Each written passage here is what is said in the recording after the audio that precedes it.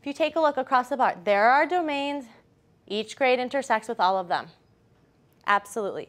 Geometry is the only one that's consistent. Okay, geometry runs grades 3 through high school.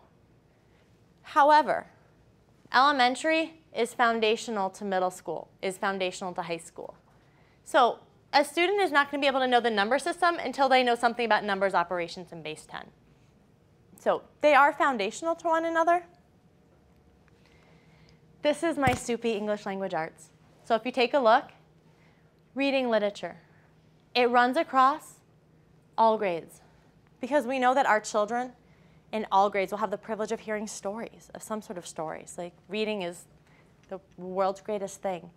So all of our children will hear stories at some point, whether they're an elementary school student, a middle school, or a high school student. They will always hear some sort of story. So they'll interact there. Informational text, the exact same thing. Our kids will always be doing something with information.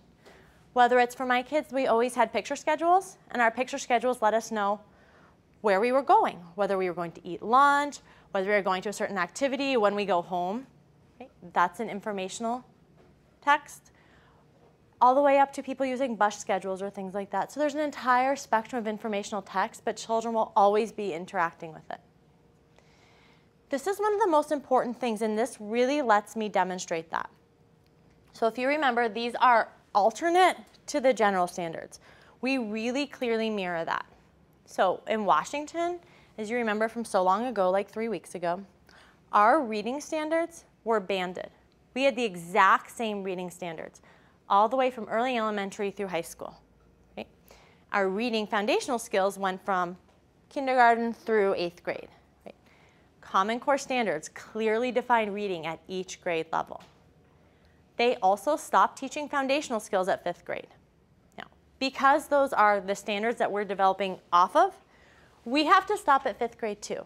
This doesn't mean that you stop teaching foundational skills or that you stop measuring them in other avenues. But for this purpose, what we can build off of has to be the standards. So that's why you see this map and you see grayed out areas, just like language doesn't start until later. So if we're truly trying to do due diligence and build off of those, that's what drives it. So English Language Arts is kind of a great place to call that out. So science, again, the same thing. And science is a little bit harder because you kind of skip jump, 5th grade, 8th grade, high school. But the big ones that have been called by people far more knowledgeable than I about our science standards, they're called our cross-cutting standards, systems, inquiry, application. They're called out in all our grades. And then we work really clearly, especially in high school, to mirror the high school standards because they're looking at biology. So we have our life sciences kind of heavy in science. Okay, so this is what I'm showing, and I'm going to tell you straight up. So if I was to take a look at this, this would look like standards for a 3rd grader.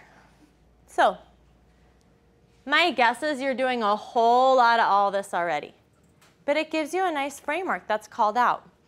For example, in reading literature, I'm guessing you might be doing something like introducing a text feature or a text detail such as a character. Guesses you're probably doing something right. Now, just to make sure, standards do not call out the materials you use, the text you use, how you teach it, how you interact with a student, or how a student responds. They're simply statements of knowledge and skills. So, student will identify text details, such as a character. Okay? So that's something you would work with. My guess is you're already working with things like that. That's something that's probably been a long-standing part of your program. Okay? More complex along this spectrum, if we're already really good at that, what answer questions about characters in a text? It doesn't define text. My guess is you're probably using pictures paired with words for text, depending on your student. Okay? It doesn't call out what text is. Informational, maybe a student is up here and working on using text features to locate specific information, or maybe they're just here identifying a text feature. Okay. And in writing, something that we did a lot of, did personal stories. Okay.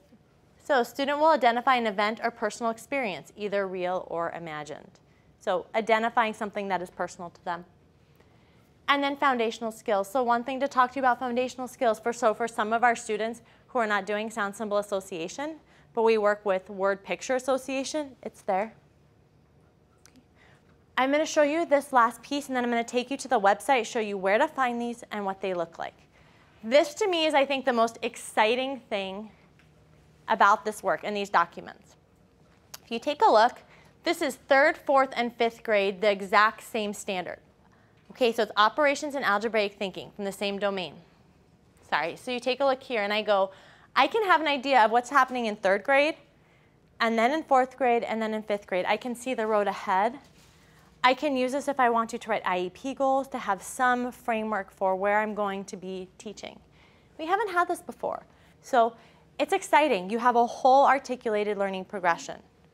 You will always have a less complex space, an intermediate, and a more complex. Okay, you'll always have that.